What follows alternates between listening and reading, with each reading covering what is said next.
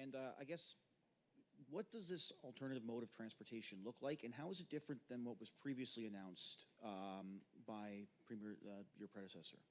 Well, actually, I think if Nick's here, we have actually an expert who can speak to that. And so now we're getting to the people who really know how this works specifically. Nicholas, thank you. Thanks, Dr. Cullen. Thanks for the question.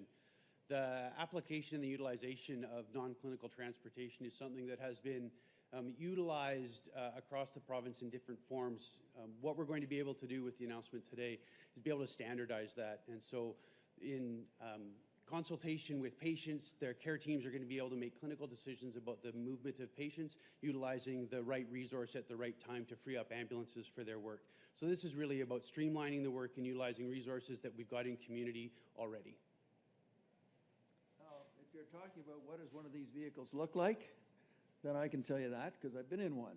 And what they are is an ordinary van, really, that has been outfitted to be able to secure a stretcher if you're not able to weight bear.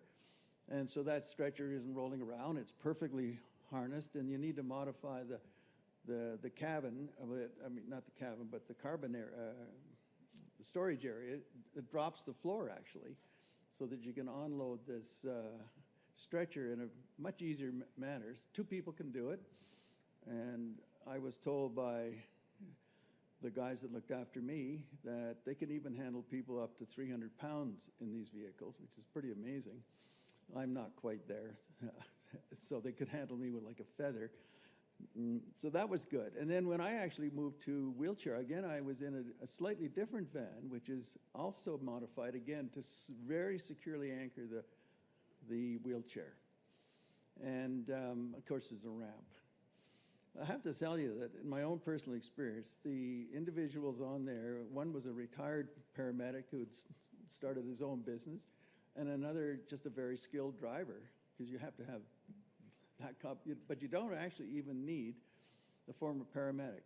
These are designed for, as we say, medically stable or people who simply don't need extra care. They just need a vehicle that can get them from the hospital and home or back to a setting where, you know, they can actually just heal properly and recover.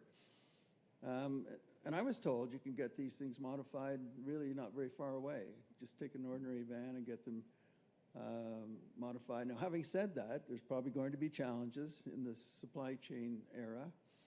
And yeah, so that's what it looked like to me anyway. So I think that's what the vehicles actually will look like. All right, next question.